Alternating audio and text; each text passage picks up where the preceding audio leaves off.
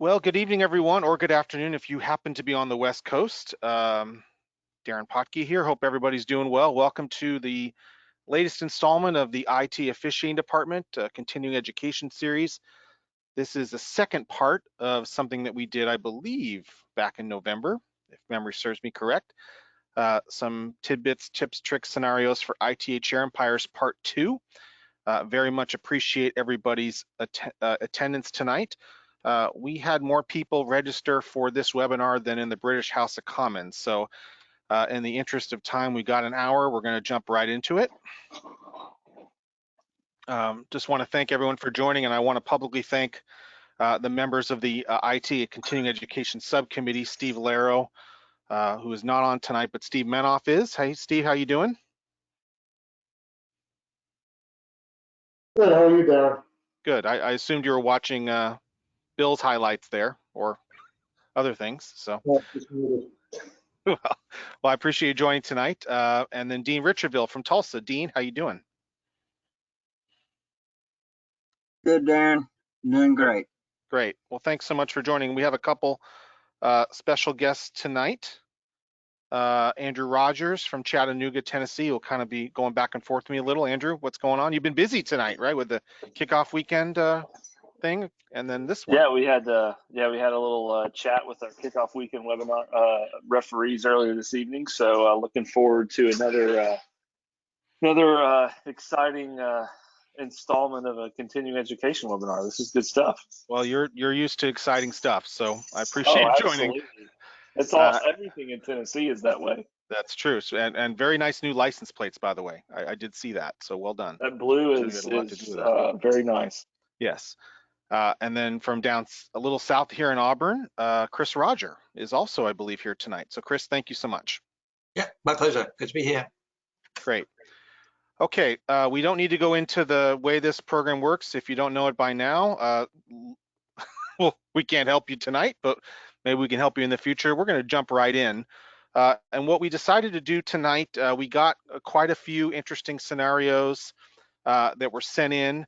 Also, Dean and Steve, and then Steve as well, we talked and came up with a few nuances and tidbits for chair umpiring that come up a lot in college tennis, and as well. And we've put together some scenarios for us to discuss sometimes, and some of this could be roving as well, but it seems to be happening more as a chair umpire in a collegiate setting. So the first one is you're in a singles match, and this has all happened to us, right, Andrew?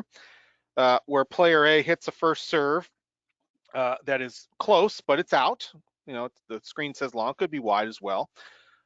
Player B plays the service return, ends up a weak reply, sees that he's going to lose the point or she's going to lose the point, and as player A is hitting the next shot, player B decides to call the serve out. So you as a chair umpire, let's put it up on the screen, your guys' thoughts on this. Would you allow that call?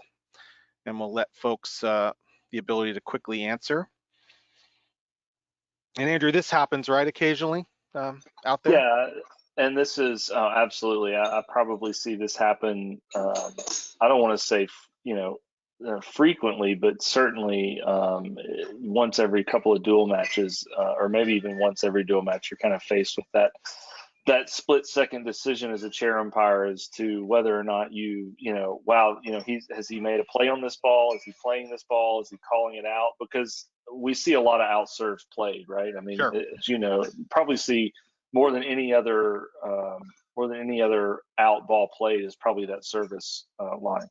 Yeah, I agree with that. And what happens sometimes, it causes problems when the player actually starts calling serves out that are out. Yeah, exactly. You see the opponent, they've been playing this out serve all match, and then all of a sudden they call one out, and you generate this huge appeal over the whole process, right? Exactly. So yeah, so go ahead, Steve. The player needs to be consistent so they lose the benefit of the doubt. Right. So Steve, your thoughts on the answer on this one? We agree that most everyone's on the right side of this argument, probably? Yes. Right. Yeah, we're not going to allow that. I mean, remember that basically it's the two chance to win the point premise that tends to govern us out there. So Now, Dean, you're good at this. One of the things I admire you as a chair umpire. Let's say the serve was good, and the player has played the serve return and realizes they're going to lose the point probably, and then decide to call it out on the late side. What's a good line to use to the player? Well, I would, especially if it's late, I would just say your call was too late. Right. It's a late call, and you're actually saving them an overrule possibly. Correct. So, Correct. Right. Exactly. That's Yeah, something you might. Go ahead, Andrew. No, I was going to say one of the things that I like to the things I like to tell a player in that specific instance too is tell them that, hey, you fully committed to playing that shot, right? You fully committed to that return, and therefore, I'm not going to allow your out call at this point. Right. right. Right. Yeah, so I mean that occasionally has happened where the ball's actually good, the player hits it, realizes what's going to happen, and then tries to call it out. And if you've determined it's a late call, that's simply the answer. And in theory, you're saving an overrule. It might be something you might tell the coach off to the side somewhat discreetly if you get a significant pushback. Chris, Roger, have you ever seen? I'm sure you've seen this happen, right? Any comments on this scenario? Would you agree with? Yeah, What no, I everyone said? agree exactly with what everybody's saying. It's the right approach, I believe. Yeah. Okay, great. Well, thank you, everyone. We'll take this one down. Okay, let's move on to the next one that got sent in, which is okay, the same scenario that we just talked about. Now you've disallowed the call. Player B has 2 overrules on them, and of course, player A's coach and the player is a little bit on edge, right? Because they know the next one you're into the code, and they're arguing with you that no, this is the 3rd overrule, and a code violation should be issued. So, Steve Menoff, your thoughts on this one? How do you entertain this discussion with the coach or player? I think we sort of just addressed that. I mean, I think we tell them that the call was late, and that's Right. what we're disallowing it, and that's why it's not an overrule. Right. Yeah, we're disallowing the call. We're not allowing the call to be made. Favor, and the other one's not going to be happy, but I think if you feel it was a late call, then you shouldn't be overruled. You should just lose the point and move on. Right. Okay. Anybody else want to add any information to that or give a contrary opinion? Chris? I've got the same opinion, but sometimes the coach doesn't say anything, and I like to just say to the coach that this was a late call, not an overall. So that, I mean, it may not have been the 3rd one, just so that they're aware of that. Yeah, and Yeah, I think to Chris's point, I think that, sorry, I didn't mean to interrupt you, Darren. No, you're good. I think that's especially a relevant conversation to have in this scenario where you saw the ball in, and you're not allowing that out call because let's say everybody on the court, especially that coach, may know that the ball was in. So I think that's a very relevant conversation. Just to make sure the coach is aware that I disallowed that out call, but I was not overruling that call.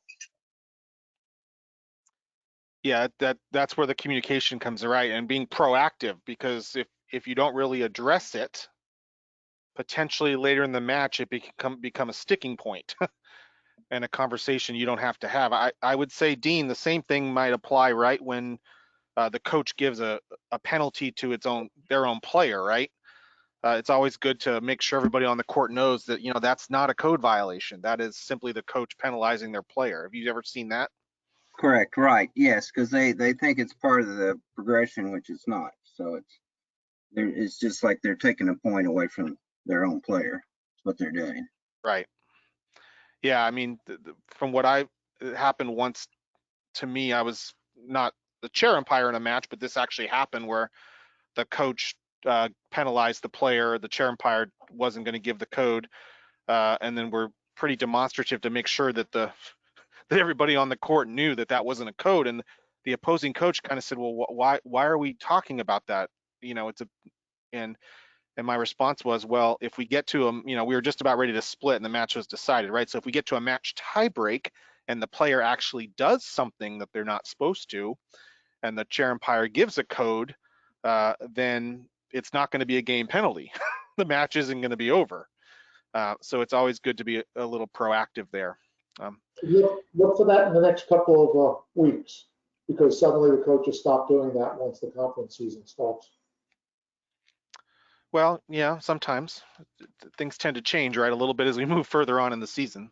The teaching moments generally happen early in the season. That's when Right. you. Good point. Yep. Aaron, while you're chatting there, can you go back one slide just for a few latecomers who didn't see the Sure. original slide?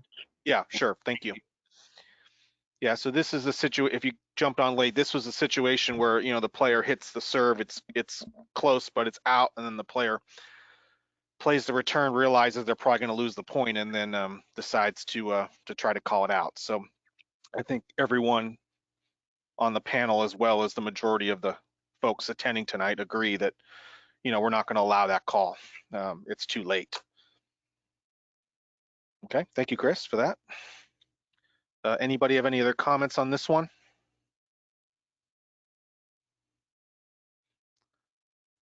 Okay, this was an interesting one that got sent in, and we all know what's in bold there is the ITA rule verbatim, right, Andrew?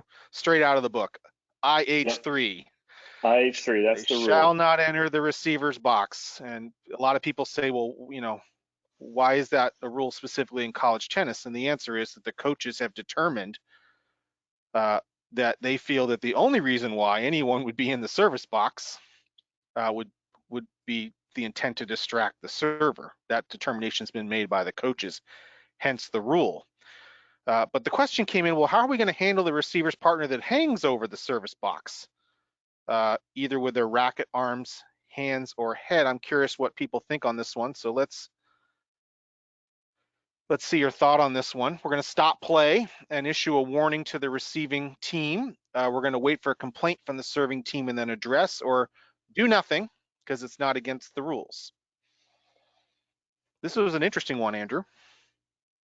Yeah, this one certainly it kind of starts to get towards that kind of gray area and some of those nuances of how we want to deal with things and what can be appropriate versus annoying or things like that, right? And this is a hard one, going back to even with the foot in the box, sometimes that's a really hard one to catch as a chair umpire, right? Because even as a rover, yeah, because chair umpire. Yeah, we're looking for that foot fault. So, we're checking to see if the receiver's ready. Then we're going back to the server to make sure that server's not full foot faulting. So a lot of times it's hard for us to even see that receiver's partner who makes that quick step into the box right before that serve's hit. Yeah. Well, this is interesting results. We'll go ahead and launch this. This is like the Atlanta mayor election, right, Steve Menoff? There's not a majority, so there has to be a runoff. Okay. Or was that for their new voting law? Yeah, that's true. All right, so a third of you say about, yeah, we're going to stop play and issue a warning to the receiving team. And of course, in that case, also it'd be a first serve. 20% says wait for a complaint before we address it. Doesn't mean you're going to do anything. You're just going to address it. Or do nothing. This isn't against the rules. Anybody on the panel want to give their opinion on this? Because it sounds like, this is one of the grayer areas as a chair umpire, how we're going to deal with that.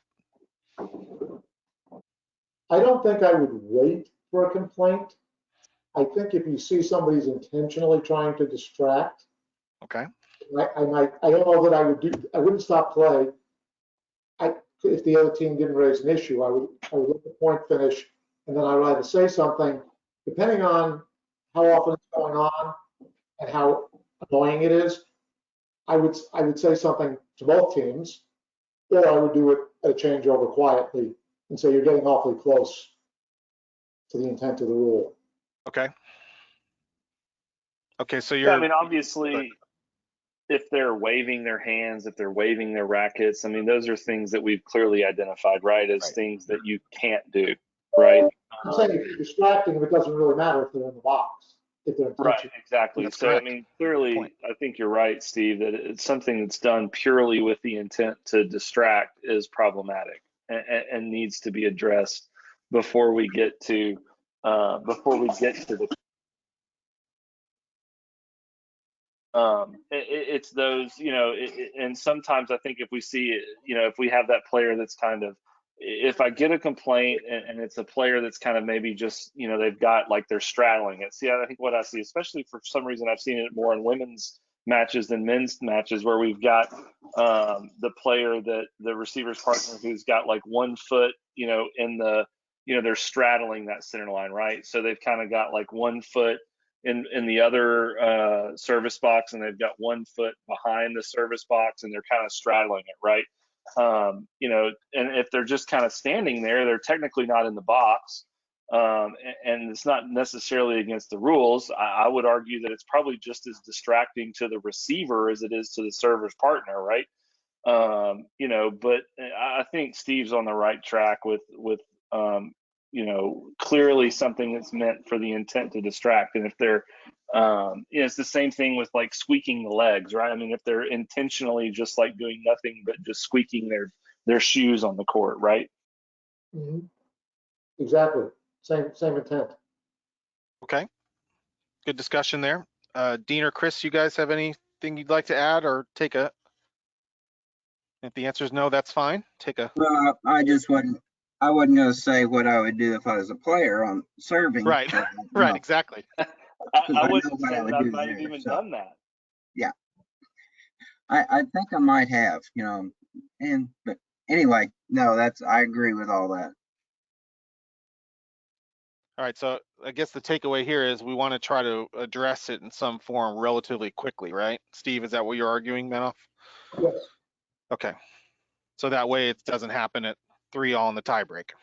Yeah, I think it's one of the things that I know that doing a lot of these with you over the years, Darren, is one of the lines that I like that you've given, is that if it's something that if it's something that you can live with for the whole match, then I'm probably going to leave it alone. But if it's something that I feel like if I'm dealing with this issue over the next 45 minutes, if we're dealing with a doubles match the next hour or whatever that time period is, if I'm going to have a problem with this over the next hour, then it's probably something that I should figure out how I want to address that. And that's where we like to use those communication skills and those soft cautions, have conversations at a changeover, or maybe we need to address it immediately, right? I agree with you, Andrew, but I think you also need to take into account, is it accelerating, is it getting worse? And that's when you can decide when to intervene. Yeah, absolutely. You're 100% right. Yeah, and my view is I'm all for that. I really would like to get some cue though from the opponent that it's bothering them, and in particular, if, a lot of times you'll get a nonverbal, look or discussion Absolutely. amongst them. So just to get, I'm all about with collegiate chair umpiring, staying on pretty firm ice if possible. But you got to watch all in collegiate. The other issue is the coach. So Well, that's true. Not bothering the players, but the coach may choose to make an issue of it. Yeah, that's true. Yeah, So I think that's to address it. that's very true, because chances are they're probably going to pick up the cue of their player as well. So, Dean, I'm sorry, I jumped in on you. Go ahead. No, I was just going to say you're exactly right. It would be the coach. The players probably doesn't even bother them probably, but the coach sees it and knows it could possibly be an issue. Right. Okay. All right. Good discussion on that. Thank you, everybody. All right. Let's move on to the long one. And basically, this is a so Andrew, we were talking about this earlier, right? And not necessarily this particular scenario, but it would probably be a fair statement to say that the verbal appeal going out of the rules was, for the most part, a positive, particularly as a chair umpire. However, it has made the far sideline linesperson use a little bit more challenging. Is that an accurate statement? Yeah, I think it's created some complications, maybe some awkwardness, and I think some of it may simply be that in the past we always had as chair umpires that kind of split second. Oh, here comes the appeal. Okay, here now I know I need to go to this far sidelines person, right? So now that part of that procedure is taken away, it's an immediate like, okay, now I'm going to immediately ask the far sidelines person. So I think to some extent, whether that's created that issue where, because I think a lot of times it's just we've simply forgotten the lines person's there, right? I know I've done it as a chair umpire. I've jumped in and then I've said, "Oh man," Oh, without going to my lines person, right? Um, and so yeah. I think the elimination of the verbal appeal has just created a little bit of complication to these scenarios. Yeah, so before we describe what's on the screen, Steve, you have any comments on that? Would you agree that the no verbal appeal has made this a little bit more Yeah, because procedurally difficult? we're supposed to be making our overrules immediately, and Right. this stops that from being immediate if you consult the far sideline. But I think as everybody gets more comfortable doing it, it's happening in reasonably quick time. Right. Yeah, and that's assuming you're using it. So, okay, so this particular scenario, and we'll put up some options for folks to decide.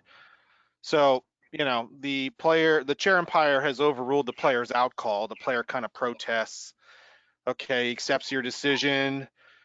They've moved into position for the next point. Now the coach, who's probably wasn't even out there, comes running over saying, why on earth are you not using this far sideline official? I'm sure those people that have done matches with a far side have probably heard that once or twice. And then the coach, uses that. Why aren't we have a far sideline if we don't use them? So then, in this scenario, after being pushed a little bit, the chair umpire actually asked the far side what their opinion was, and the far side lines person said the ball was out. Before they get into a discussion, the chair umpire reverses their overrule, corrects the score. The opposing coach is okay and accepts the out ruling. So the simple question at the start of this is, based on the protocol for the ITA that we're playing under, with this specific scenario, with the chair umpire overruling and then changing their decision, was this handled correctly? Give folks a minute or two to give their opinion on that.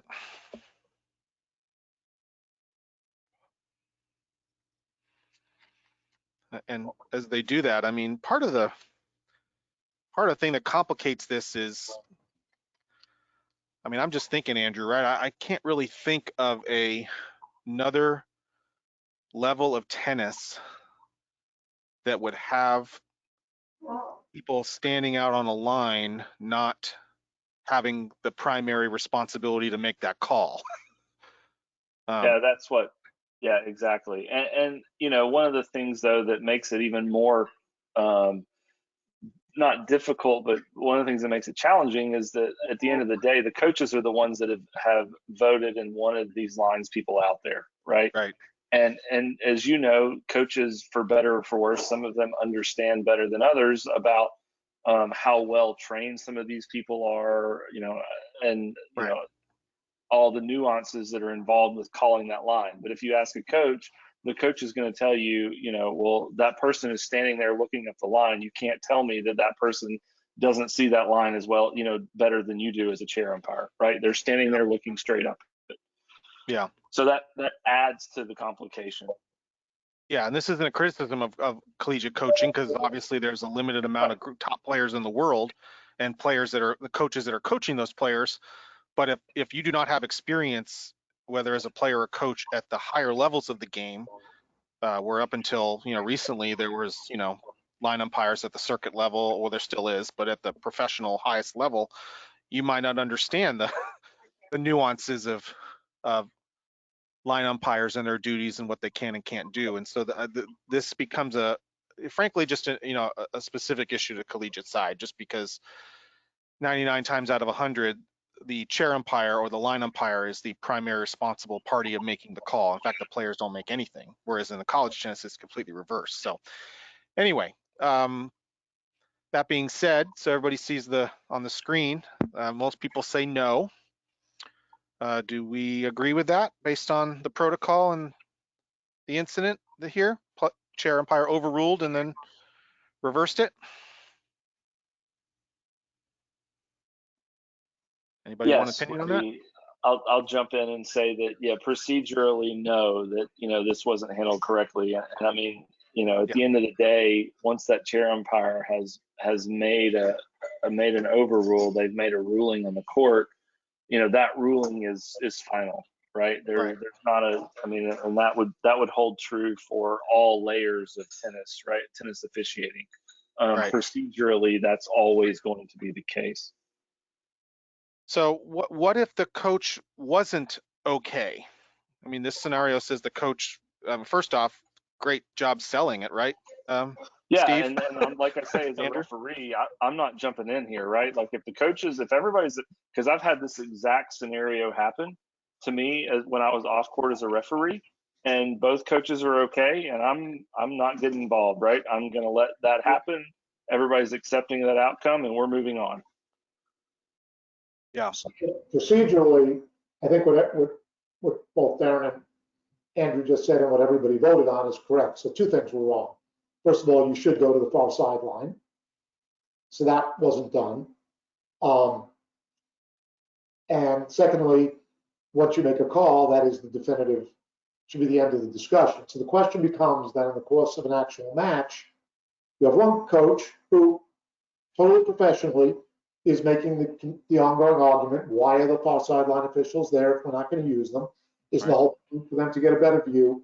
And the other coach is basically not disagreeing with that because he knows the shoe could be on the other foot, and he would want the far sideline official to be consulted. So, yeah, you have to. It helps to know the coaches. It helps to be experienced and be able to sell it. But I think that worked out okay, and we ultimately got to the correct call, which I think is probably very important in the big scheme of things. I really would like to be right more than worry about what people think about how we got there. Could have been done a lot smoother had the official in question, which, by the way, in case you haven't picked up from Darren, was me, gone to the official in the first place. But the official was to the right of the chair. The call, it was a hard hit ball, it was to the left. I thought I saw it clearly. That's what we get paid to do. I made the overrule. It was just barely out. I talked to the line umpire afterwards, and that happens. Yep. It certainly would be the first overall I've missed for any of us have missed. So I think we got to the right place, and I was fortunate that those coaches both, handled it very well.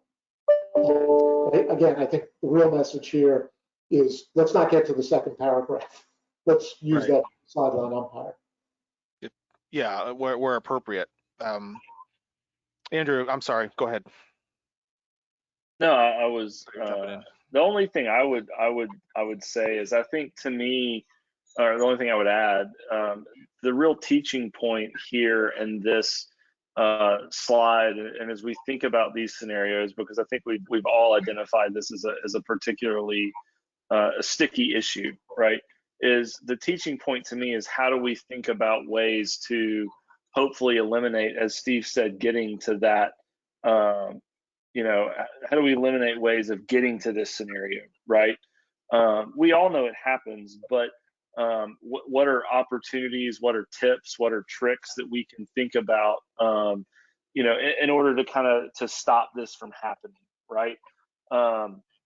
And like it says here, I think the opportunity to try to incorporate a check-in routine, certainly, at every changeover, you're going to want to be doing this. The other thing that I encourage, it's the same thing I'm going to have a conversation with my chair umpires, at whether it's the team indoor, whether it's at a dual match that we're using this NCAA tournament, whatever that might be.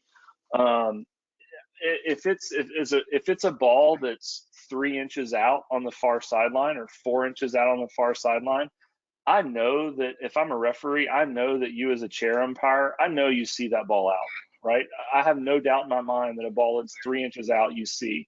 But I would encourage you to still go to your lines person, even on that call, just so that it helps reinforce in your mind, just so that it helps remind you that that person's there, right? Even on that ball that is out, just hopefully to kind of keep recurring in your mind. So rather than maybe once in a match on that ball that may be half an inch out that you're going there, maybe you go there 2 or 3 times during a doubles match, so that you're constantly trying to remind yourself that that person's there.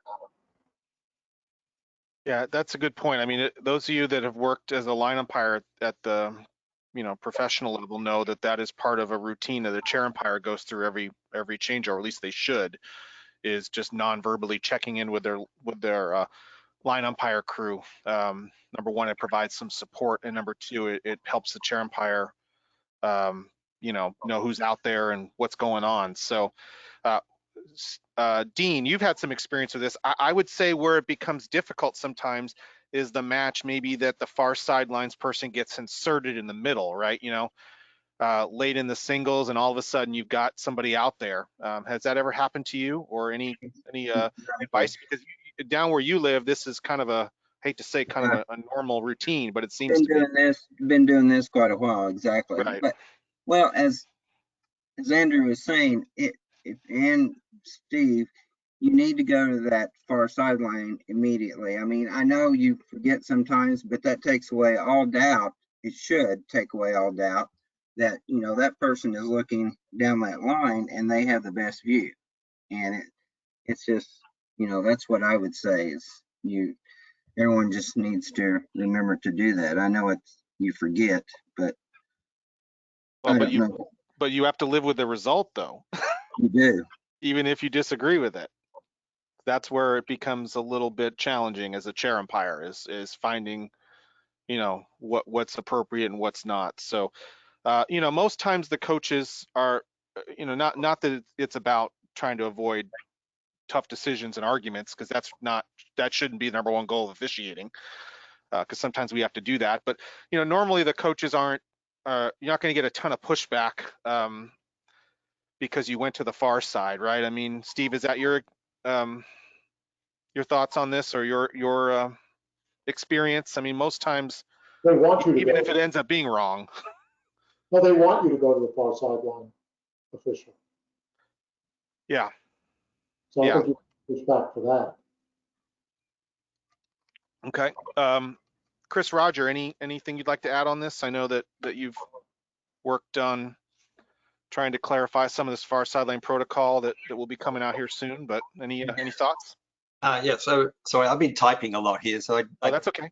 didn't hear all that conversation. But one thing that's coming up here is I should just reinforce that what we really do want you to do is to use the lines person, and the upcoming protocol is going to make that clear. So really the issue is if you forget they're there, then these scenarios start coming up. So Right. and then just a question about how you do that. So as soon as there's this close call, you should just put your arm out towards the lines person and say, what is your call? So that's sort of the mechanics of how you actually go about it. That's in response to questions I'm getting here. Sure, I understand. Now, remember, as we get into conference season, sometimes the conferences have totally different procedures here. So, for example, the ACC women has, I'm assuming, I mean, has anybody heard, are they keeping that assistant chair umpire for this year? I haven't seen it. Does anybody know? I haven't seen it in writing yet. I haven't seen, and it never came up at the Miami Women's Invite. We did not do that. Okay. So the Big Ten, all these, most of the Power Five conferences have a protocol. So as we get into that point of the season, as a chair umpire, make sure you're very familiar with that. But what we're talking about here is the ITA protocol. And again, this has become more prevalent. Um, you know, uh,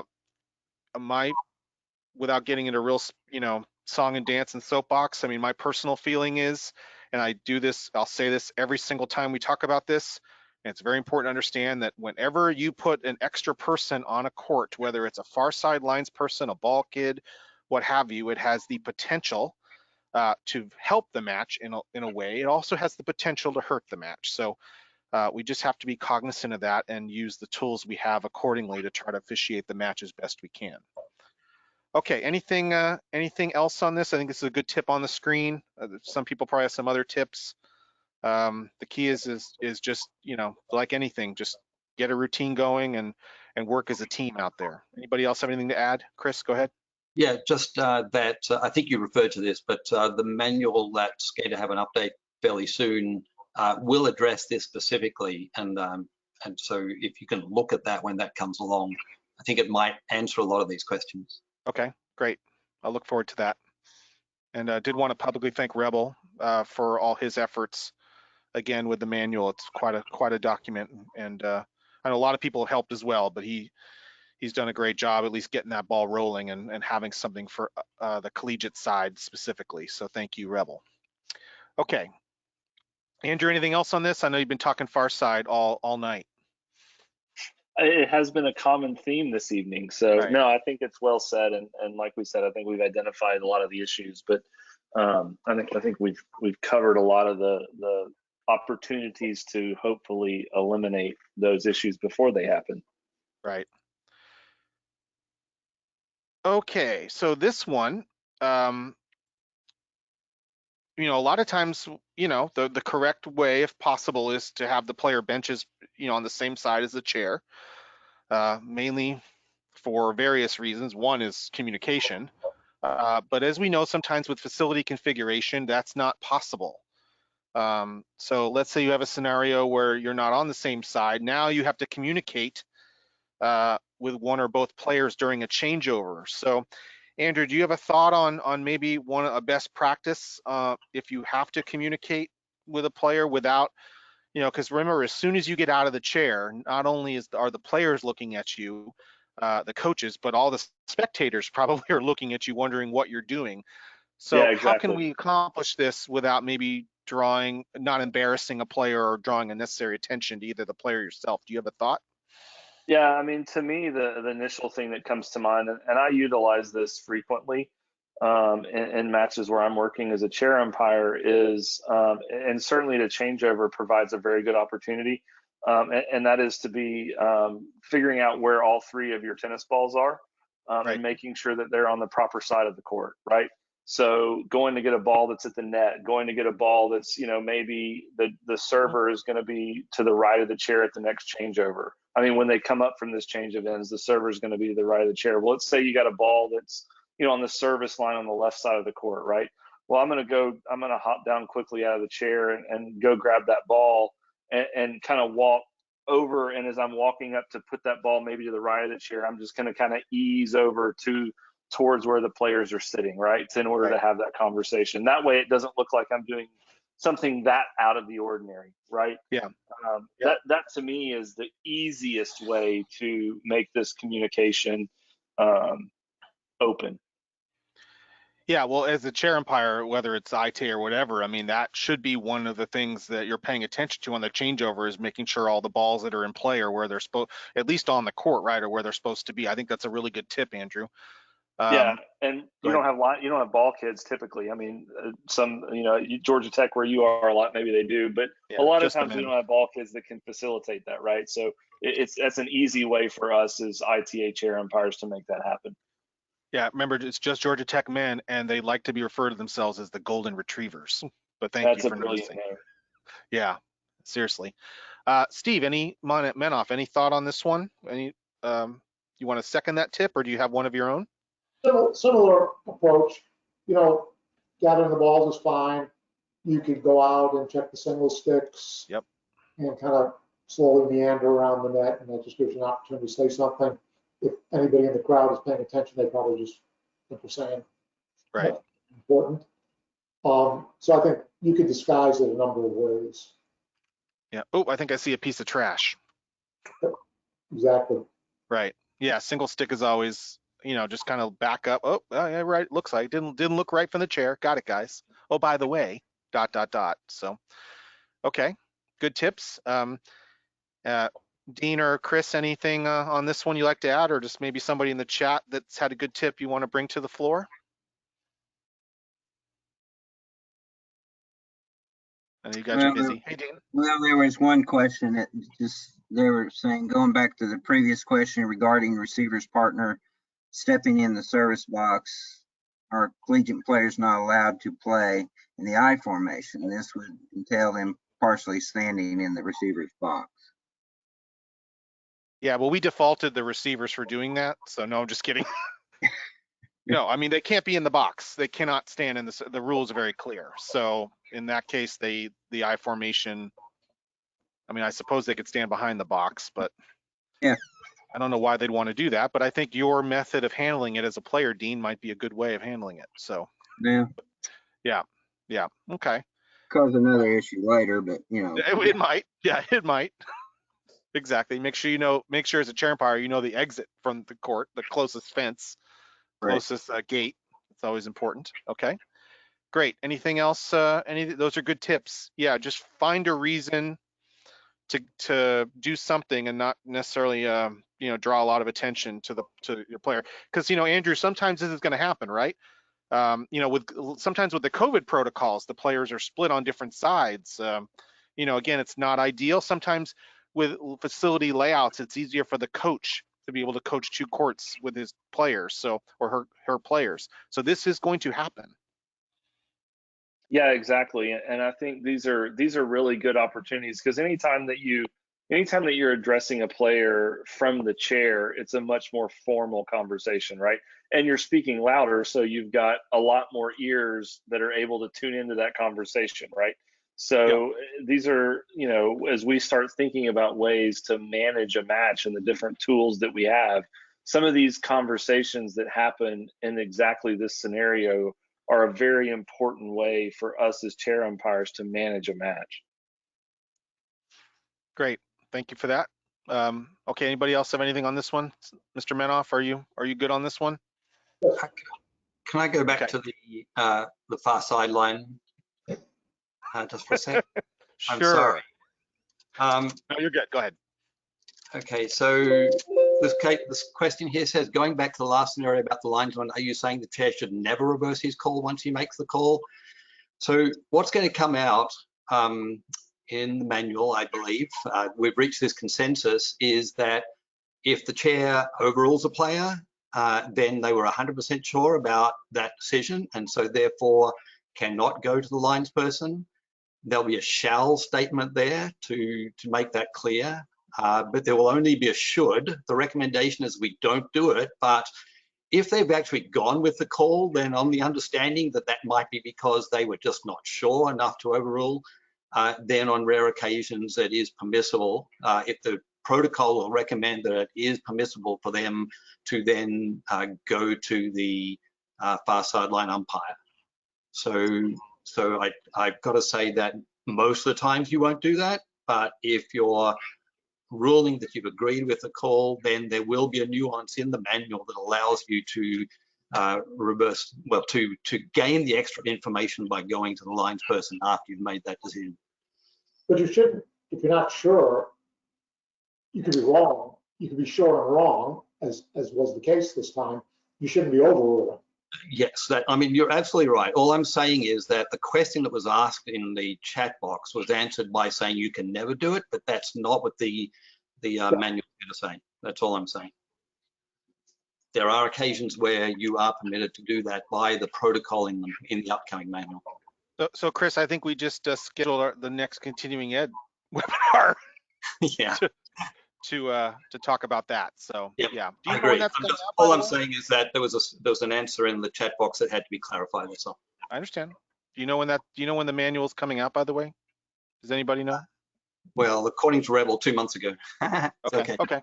I mean, it's ready, I think, but February 30th. Just kidding. Okay. Great. Okay. All right. So I think okay, Andrew, I think we've talked about this one on the screen enough. So got a couple more as we're moving right along here. We're about 15 minutes from the top of the hour. So okay, so this one, the heat rule is in effect. Andrew, there are no umbrellas available. I know that's devastating to you for the players. It is. Trust me, from personal experience, that's a fun issue, as you know. Yeah, we want Mary Poppins out there playing. Okay, so the players ask you, and this is key, it's plural here, ask you, is it permissible on the changeovers to sit in the back corner of the court where there's a shade? So gonna ask your thought on this one.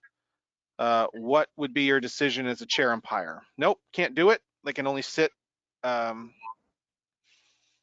on the player benches, or allow them, or maybe, let's get another opinion on that. Let's engage the referee to make that decision.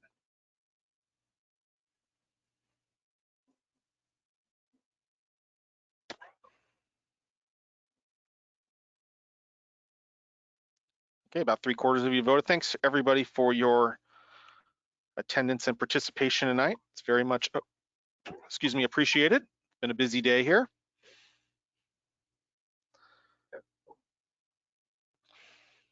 We got a neck and neck race here, Mr. Rogers.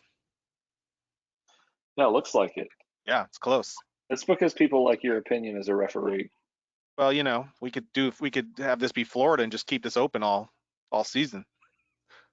I think that's also a convenient way to handle anything. Right, exactly. All right, let's get people's thoughts on this one. So, okay, well, a few people say nope, disallow it. Okay, probably common sense says that might not be the best approach, just because you know, this request is probably coming early in the match, right, Andrew? Exactly.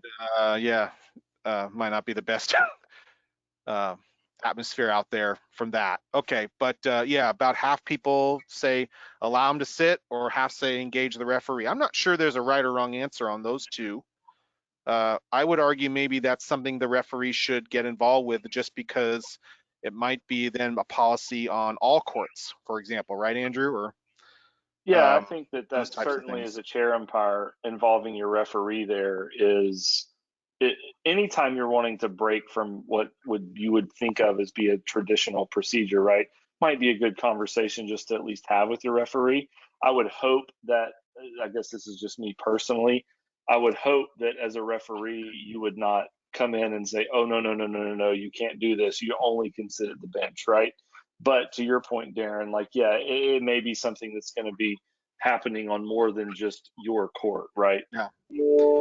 True. Now, as a chair umpire, though, if we allow the players back there, what are some things, you know, that we're going to have to keep in now? You know, chances are they might be closer to spectators, right? Right.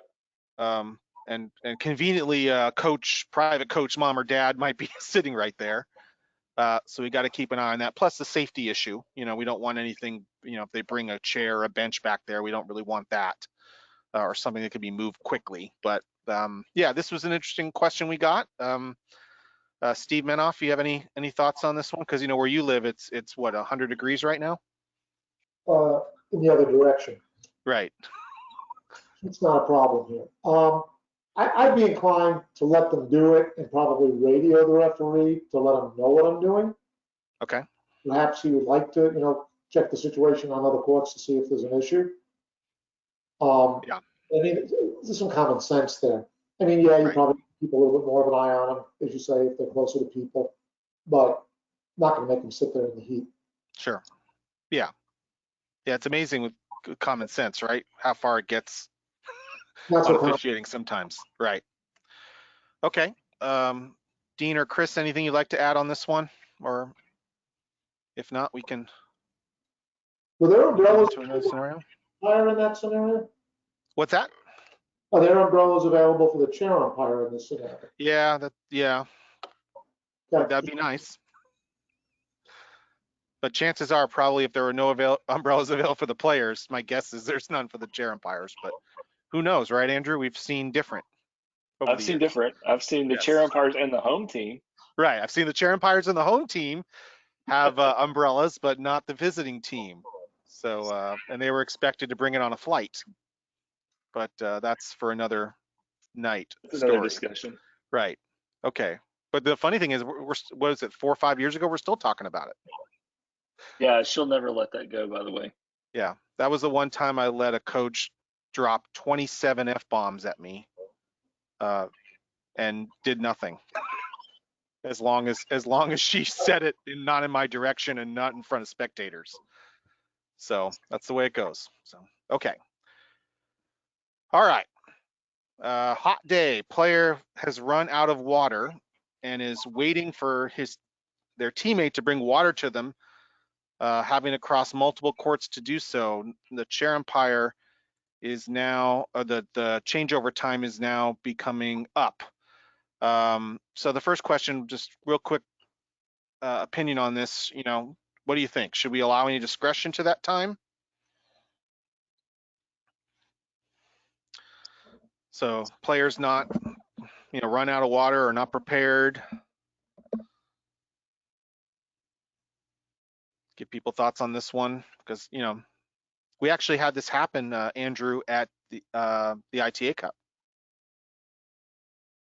Yeah, that's especially, I think we had happened in the ITA Cup this year too, Yes. because we, with protocols and procedures and water being where they were and all that kind of stuff, Right. where Right. water was located, right? Right. Yeah, and that could factor into this.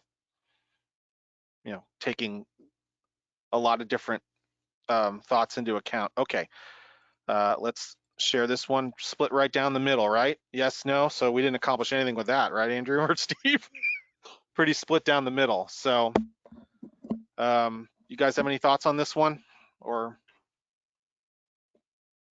anything? Any argument you'd like to make? Is there a right or wrong answer? Maybe not.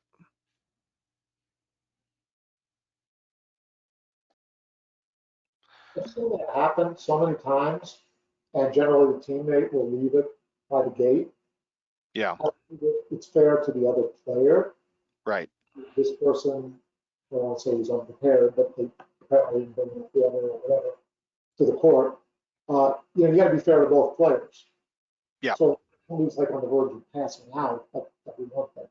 But assuming that's not the case, I would say the teammate leaves it by the gate, they can pick it up on the next change order. Right. Yeah. So as a chair umpire, how could maybe we be proactive if you see this happening, or what can we do, or in our pre-match when we get to the court for the players, what can we do to maybe minimize these issues if possible? On a hot day, I think I always ask if they have water, let them know there's no water on court if that's the case. Obviously, that was the case here. Right. Yep. You see anybody, get hurt, pass out, whatever. But I think that's the time to address it. And I'll gladly let them run off court to get a few more dollars before that. Yeah. Yeah. I mean, some schools are better than others. Some, and frankly, not to criticize anyone, some have a lot more support than others, right? A lot of the matches that are being played, it's basically just the coach out there. They're lucky if they have a trainer and stuff, so they're going to do the best they can. But if you get to a court as a chair umpire and there is no water on court, that might be something to bring to the attention of somebody to try to resolve that, so we can avoid this particular situation. So You should also check for on court if there is any, to make sure that, if you're the third or fourth match of the day, that it isn't, getting depleted. right. Yeah, that tends to happen in individual tournaments, right, Andrew, with multiple matches on a court, and Exactly. not necessarily As a matter of a fact, dual match issue. at the fall nationals this year, I had the opposing coach go get a player water, right? Oh, okay. He volunteered to go do it because it was water 1 per 6 courts, right? And Yeah. everybody wants to be. We need to be. We're all human beings as well as chair umpires, right? And we've got to do what's fair for everybody. And we have to keep in mind that we can't give a player 5 minutes at a changeover to go get water, right? Yeah. We've got to do what's fair for everybody, but within reason, we want to try to use good judgment into how we're going to manage those situations, right? And some of that may be where we are in the match. If a player says it's 3-2 in the first set, he's out of water, then I'm going to say, that player probably hasn't prepared very well for this match, right? Yeah. But if we're, in between the second and third set, if it's 3-2 in the third set, these are all different kinds of scenarios that might help, me influence how we're going to try to manage getting that player water, right? Right. Okay. Let's. I think this might be the last one that we had prepared. I know there's been a lot of questions, and at the last second we had some email questions, so we'll try to respond to those as best we can. But so here's an interesting scenario that's probably happened to some of us, particularly in because as we know, right, usually in dual matches, right, Andrew, the doubles tends to have the temperature a little bit up in terms of passion, shall we say, with both players and spectators. So yeah, you're the chair umpire here. They lose a point. The coach comes running up to you and starts yelling, complaining that we're stealing signs, and they're relaying that information to the receiver. So this has happened to you. Coach has confronted you about it. Let's assume you haven't seen it yet. And remember, it's just an accusation at this point. How would you handle that?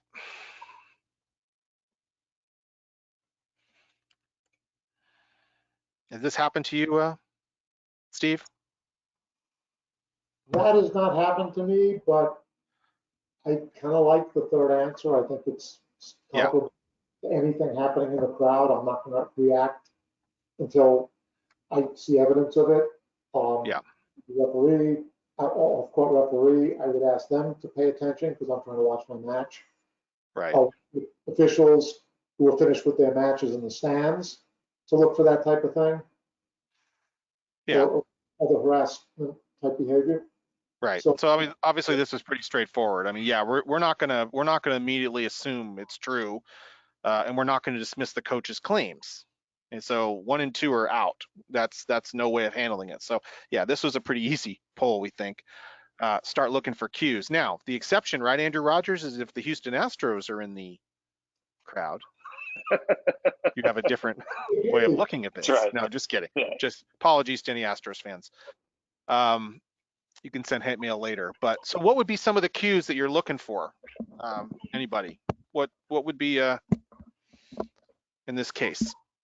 I can tell you a specific example of a situation. This was, and I will not name players or teams where this occurred, but it was a mom from one of the players that was playing on court, Okay. and when their team was receiving, the mom would she would between every single point walk to either the center service line, or she would walk over to like a pylon on the edge of the court and lean up against that pylon, or she would walk over and stand kind of in the center of the court. Wow. And this was something that the chair umpire observed over the course of 3 or 4 games, notified the referee as to what they thought was going on, potentially going on, right? And Right. hey, at the end of the day, we got to the end of the doubles match, right? And there were no official penalties given because it was, hey, pay attention to what's going on here, right? And Okay. it was one of these things where it was like, by the time we had an opportunity to really, is this what's really happening? Oh, maybe this is what's happening. The doubles point was over, and we Yeah. never really, there was Right. never an official thing given, right?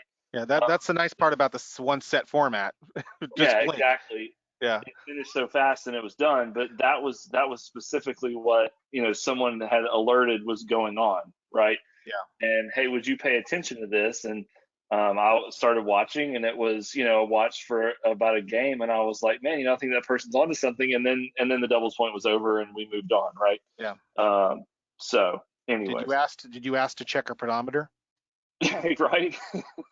10,000 steps in that doubles match. Yeah. But and Steve, I'll let you jump in here, but even with not just with this, with any sort of crowd thing, issue, whatever, one thing that Carlos Ramos one time talked to a gathering I was in, and because with the Davis Cup, obviously you have partisan crowds, and what he explained is sometimes if you can figure out who the ringleader is and identify them and treat them professionally and nicely and make them think like that they're important, a lot of times you can get them to stop the behavior or at least help you control some of that behavior. So I thought that was very interesting. I'm not saying it could happen all the time, but it was certainly a way that he got out of a very difficult crowd issue in a Davis Cup match. So this isn't about stealing signs, of course, but it's a different way of looking at it. So Steve, jump in. I think whenever you can handle something positively and not escalate the situation, that's always the best approach. So I kind of like what he suggested. Yeah. Try to identify who the person is. I think you asked them nicely to stop that behavior. Yeah. It's unacceptable. It's respectful to players. Then keep monitoring. And I think no, sorry, I didn't interrupt you, Steve. Go ahead. I was just going to say, your point, Steve, like handling those things positively. A lot of times, I think you're exactly right, and I think sometimes even just letting your referee know, and maybe it's with the same thing with a parent that's sitting up in the stands coaching, right? They know what they're doing. If you think that's what's happening, if you let the referee know, sometimes just the referee going up there and standing there is going to shut things down, right? And the referee may not even have to say anything. But if that person or that spectator or that parent, whoever it might be, thinks that they're under scrutiny, then you might not have to say a word to them, right? And sometimes that will be your best and most telling sign of whether or not something was going on, is if you go up there and it stops. Yeah, because a lot of times with this situation, coaching, a lot of times it's not helping the players. In fact, it's hurting them Right. because there's just so much going on. And I remember one time the player was obviously being coached by her father. She was giving him very negative body language. And on the set break, I just leaned over and said, uh, I know what's going on. Do you want to handle it, or would you like me to? And she goes, I would love it if you would. Tell him to shut up. I said, well, I can't say those specific words, but we'll handle it. So, we got some buy-in from the player and shut down a particular situation. So, but yeah, this happens. As a chair umpire, we got to be looking. We've got to address coaches' concerns in a professional way. So, Dean, Chris, anything on this particular one you'd like to add? I know you guys are busy. No, yeah, we're getting some questions here. No, I don't Good. have anything on this one. Okay. Too bad it's not Jeopardy. Yeah, exactly. Okay. The questions Okay. have gone off into general issues about crowd management. Sure. So, Sure. Yeah. So last thing tonight, and then some of us will stay on as long as anyone would like. But we did advertise an hour, and we are at the top of the hour. So last thing I kind of want to leave folks with tonight is one of the greatest chair umpires in the history of our sport actually put this out one time. He or she is still involved at the professional level, thankfully, not working as a chair umpire. But this, in their opinion, were three ways as a chair umpire, and this applies to college tennis as well, that to get the wrong attention from the players. Obviously, we don't see the ball very well. That's a problem. Don't get the score right, or multiple mistakes on basic verbiage. We talked about this on the last one. That is important. We need to know that. Officials that make consistent mistakes on basic verbiage, it is right, Andrew, it's a siren going off on court. Oh, the players are salivating like Pavlov's dog. Oh, I wonder what else I can get away with out here. Yep. And then do not communicate well. So those in their opinion, those are, and this is a person that has done multiple Grand Slam finals as a professional chair umpire over the years. So certainly has the experience, and those were his or hers view on three basic ways to try to avoid that, because if we do this, sometimes we're going to have issues as a chair umpire, and that goes for the collegiate side as well. And certainly on the collegiate side with communication, we also have the element of the coach as well. I think that's a really good point. Before we go ahead, No, go ahead. when we teach classes, people think we're being picky when we talk about verbiage as being that important, but it really telegraphs that you're new, you're not comfortable. The players, they ignore most of what you say. I mean, my favorite is you tell them we're all using number 2 balls for doubles, and then 2 games into the match, what numbers we're using. But they hear certain things, and if they don't hear the same background drone, they pick up on it. Right. So not that there's no pride of authorship in the verbiage. It just conveys that you're experienced, and it becomes second nature. Yeah, we're going to make mistakes, just trying to make it again. And then from a chair umpire's perspective, 3 ways maybe to get the wrong attention from the referee, because the referee ultimately is hopefully your support staff on dealing with touchy issues. Number 1, you don't know a rule or procedure. So it's very important to get our nose in the rule book.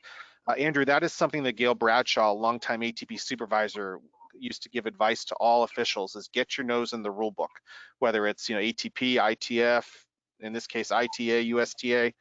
That was something that he felt very strongly, that sometimes we go a year or 2 without really reading our rule book again. So make sure you do that. Don't treat people well. Do not treat people well, including everybody on court, and then jumping to conclusions by getting involved in matters that don't concern you. So I thought we'd share that tonight. I thought that was really good advice from a great professional chair umpire, and using their experiences and why they were possibly so successful, because they did a tremendous job. Okay, so we are just past the top of the hour. Want to thank again Andrew and Chris for jumping on tonight to help with this, and as well of our continuing education subcommittee members of Steve Laro, Steve Manoff, Dean Richardville, and myself. This group really hopefully tries to spend some time providing some useful continuing education for our collegiate officiating community. So thank you in advance to those folks. And we know the season is starting. The ITA kickoff weekend is this weekend for Division I. So good luck to all of you that are either referee or chair umpire at those events. And a lot of the other schools have started now. So have a great start to the 2022 dual math season and a safe start to the season. Thank you so much, everyone, for joining tonight. We will stay on to answer some of the questions in the chat. But at this point, if you don't have a question, one last thing. Yeah, one of go ahead, Chris. the attendants told us that the manual was updated 2 days ago, and it does have the Oh, okay. So it's already there. Okay, great. Okay, didn't realize that. So thank you, whoever said that. Looking for that. So thank you. Okay. Well, thank you guys for your help tonight. Anything you'd like to bring up in terms of questions that have come up, or? I think we've pretty much handled them along the way here, actually. Okay. Yeah, there's just some basic ones that they're just asking about verbiage. One was asking about, does ITA want us to introduce players by their names before serving? It seems inconsistent wherever they work. Who's refereeing? Okay. Yeah. Okay. Great. I will look at some of these as well.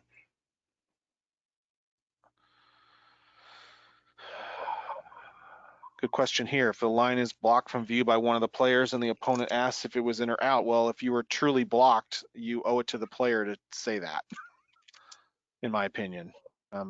Yeah. I don't know what you guys think. I saw it happen this weekend. Yeah. And it was a lob that went over a player's head and landed right on the baseline. And, truthfully, I thought the ball was probably in, but my chair umpire was just like, I was blocked. And I think it may not be the answer the coach wants to hear, but at the end of the day, like, you can't move from the chair. So, Yeah, you can't.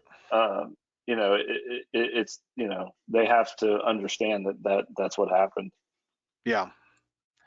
Yeah. Although, do the best you can to not be blocked, but yeah, absolutely. I mean, that's why I remember one of the better United States line umpires told me once, he's like, you should be blocked as a line umpire at the most once a year, not 3 times in a day, because you have the ability, obviously, to adjust and move. But it's hard sometimes, ball gets on you quick. So, okay. I'm just going to thumb through some of these.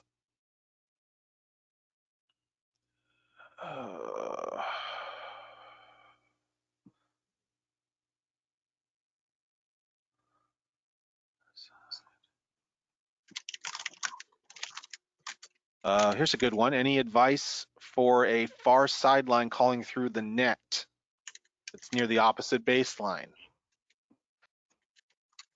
Yeah, that's a hard one.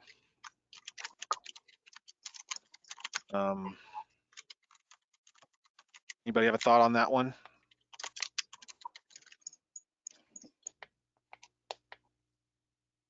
I think it was a good comment here by Rachel. She says, sometimes we think we're too eager to think we saw it better than, and they did, just because we're talking, more than 78 feet now. Yeah, that's a hard one. I mean, that's when you really have to, if you have to use your line umpire techniques about getting your eyes to the line as quick as possible. Yeah, you certainly want your eyes on that line as quickly as possible, and you don't want your head, moving, right? The one thing I would say is, as a line umpire, it's Well, I think one of the things that is, as we think of what we're doing as a line umpire actively calling lines Yeah. versus a line umpire in this situation who is tasked with either confirming or overruling a call, right? Right. Uh, it's almost the opposite thing that we're doing, right? So as a line umpire, when we're proactively calling a line, if we're calling through the net on a ball that's at the far end of that baseline, right?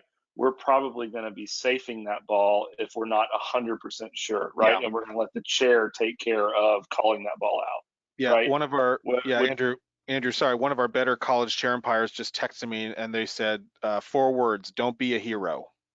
exactly. Go ahead. Sorry. I think that's it, and that's exactly where I'm going, right? Yeah. And it's Is actually 4 words too. That was a great Yeah, job.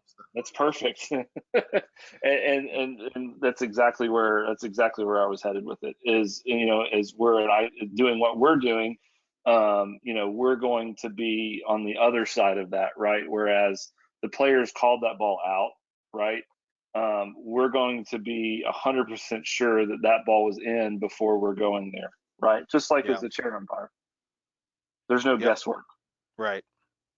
Um, And I heard Carol Cox say the exact same thing that a gold badge chair umpire told her one time about she had made what she thought was an absolutely terrific overrule, right, on a ball that was, she had about half an inch of space, right, and the chair umpire, I mean, and she was getting evaluated, and he was like, don't be a hero.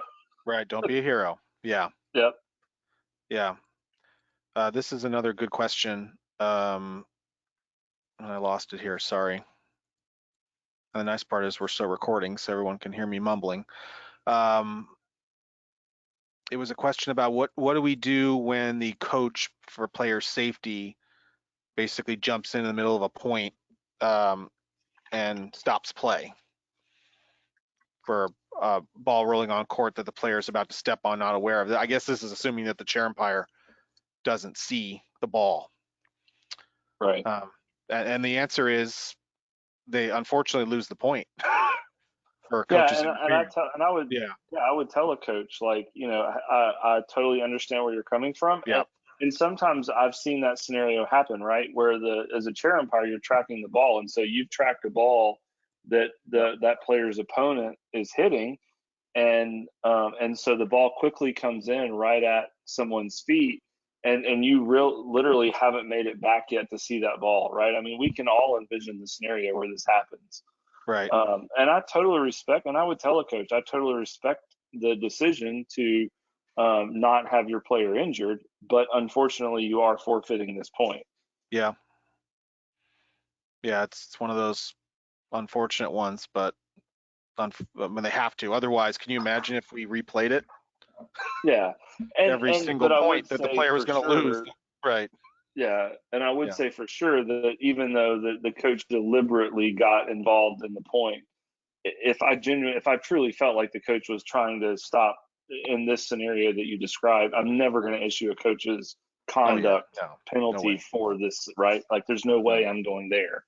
But the coach is going to forfeit the point. Yeah, I think I've given 4 coaches code of conduct penalties in my whole life. Coincidentally, 3 of them have been since I moved here. But the one on the West Coast was when the coach deliberately threw a ball out on court to try to stop play. That works. Yeah. So, and was shocked that I actually saw him do it. So that was a pretty, and that's the old days when we used to have the warning. And I remember when I said, man, that stinks. He's just getting a warning for that. But it's the way it goes. Okay, so yeah, Larry, the coach cannot call that, unfortunately, for them, but doesn't mean they're not doing the right thing for their player. Okay, couple more questions here. And thank you everyone for your questions and comments. Let the record reflect Daryl Davies exited quickly, Andrew. No, just kidding. Hopefully you'll hear that.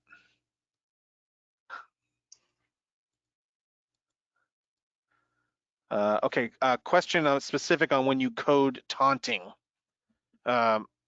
I answer it that way. You almost know it when you see it. right? Andrew or Yeah. Steve or anybody. Yeah. You know, it's just going to, especially if that action is going to potentially cause a retaliatory action from the opponent. We don't want to go down that path. So, fist pumping right at the player, screaming and yelling right at them. I mean, you just, maybe the first time you tell them you can't, turn around, you can't do that, but at some point you got to take care of that. And a lot of times they'll even be signaling, celebrating the point to their coach or Spectators. but it's going right through the opponent, and I'll still try to head it off and ask them to turn away. Right.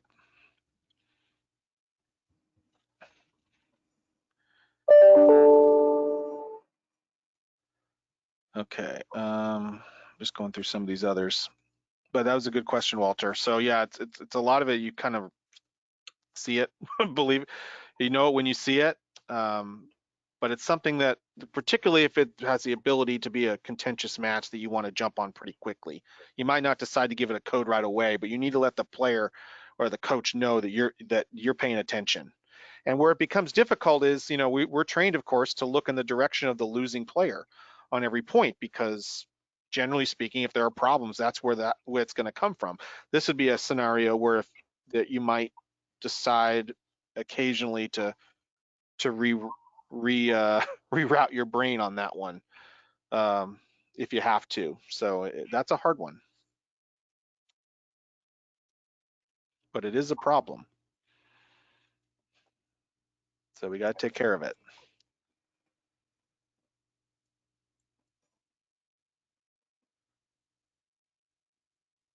Okay, anybody else? Questions? I'm going through some of these.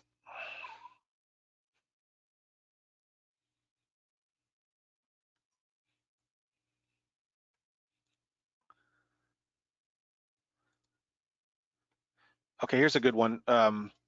Steve, must a player stop play for the official to call a hindrance? No, No, not necessarily. you have to look at his opponent's reaction. Yeah, I mean, if they've indicated to you that and sometimes they'll do that non-verbally, that they're hindered, then just because they're running after the ball doesn't mean they forfeit their right to call a hindrance. Of course, you have to agree it's a hindrance to call it.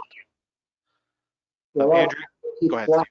But they'll kind of glance at you with what are you doing? Yeah, why are we still playing? Right. Yeah. Andrew, thoughts on that hindrance? I saw another question about the difficulties of hindrance. It's hard. First off, it's a hard word to hindrances are spell. hard. That's the first thing. It's a hard word to spell. So. And obviously pronounced just by what I just said. Right. So either way you want to go. Right. But no, I totally agree. And I think Steve's exactly right. And I think you alluded to it earlier about you're going to be looking for cues from the other player. I mean, there's some things we know that are automatic, right? I mean, that are just, we're going to step on it immediately. And as the chair umpire, we're calling a hindrance, right?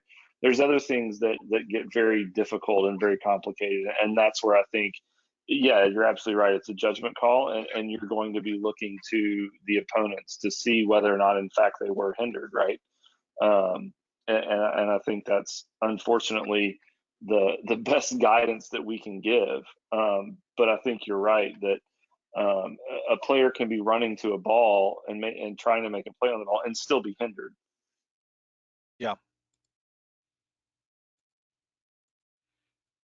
Yeah, because sometimes they're like, oh, I got to keep playing because this guy's not doing anything, and then they forget they can actually stop. So, but again, it has to be a hindrance, right? They can't just stop just for the heck of it. Yeah, And it can't be a spectator in the crowd doing Right. something, right? I mean, it has to be something on the court that's created that. Right. Steve, go ahead. I jumped on you. no, I was saying they obviously take a bit of a risk, but you're going to agree with their assessment that it was a hindrance. Right. Right. Good question here from Bob. Is there a rule, going back to the bench thing, the players have to sit on the benches at the changeover? I mean, I'm not aware of a rule. Is anybody? I mean, there's enough rules right now. We don't need another one. I'm not aware of a rule. It's just kind of a different deviation from the normal practice. Yeah, I think that's a fair statement. Okay, good I question, mean, they don't Bob. have to sit at all either. They could just walk straight across That's to the true. other side, right? That's true. Okay, a couple more here, and then we'll.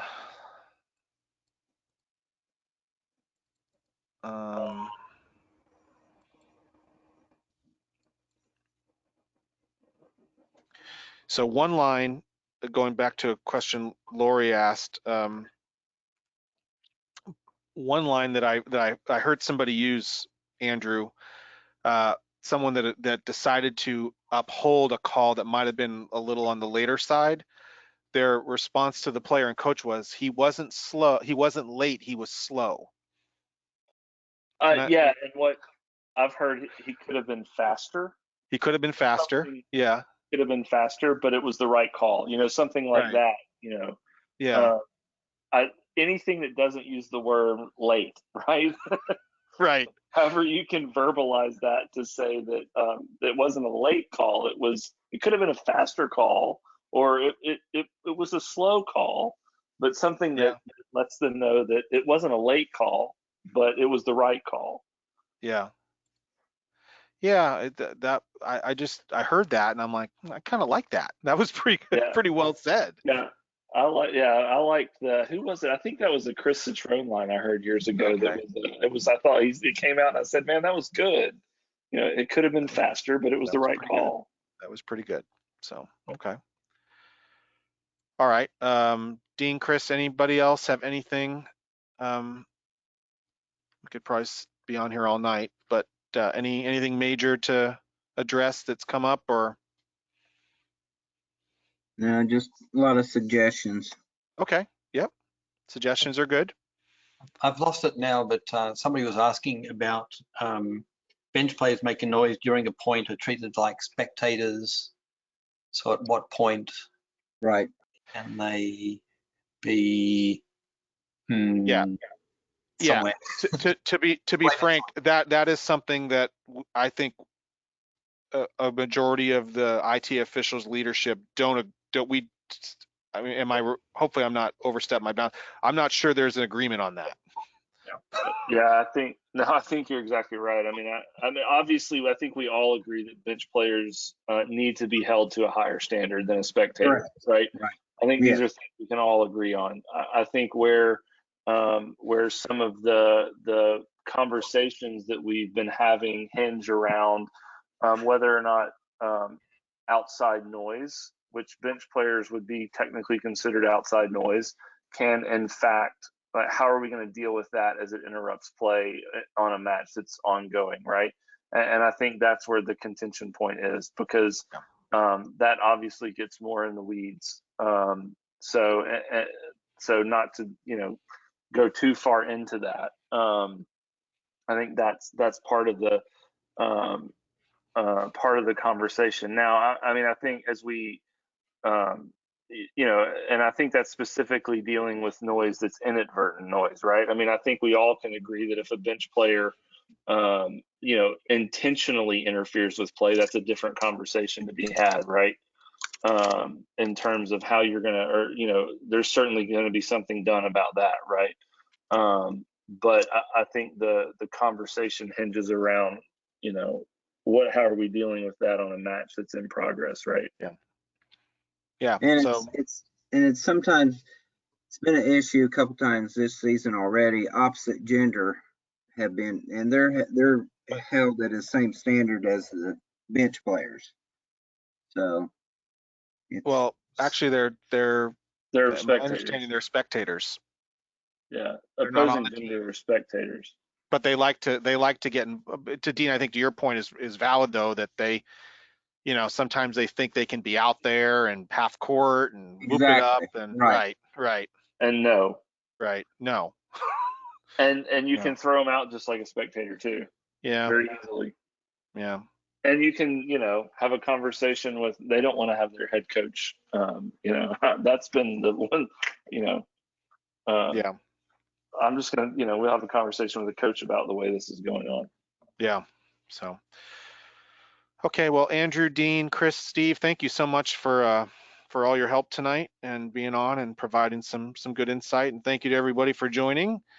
some great questions, some good feedback, and some good scenarios. And stay tuned for the next installment of the continuing education series. We haven't decided what's going to happen the rest of the year, but we'll any suggestions you have, please send it.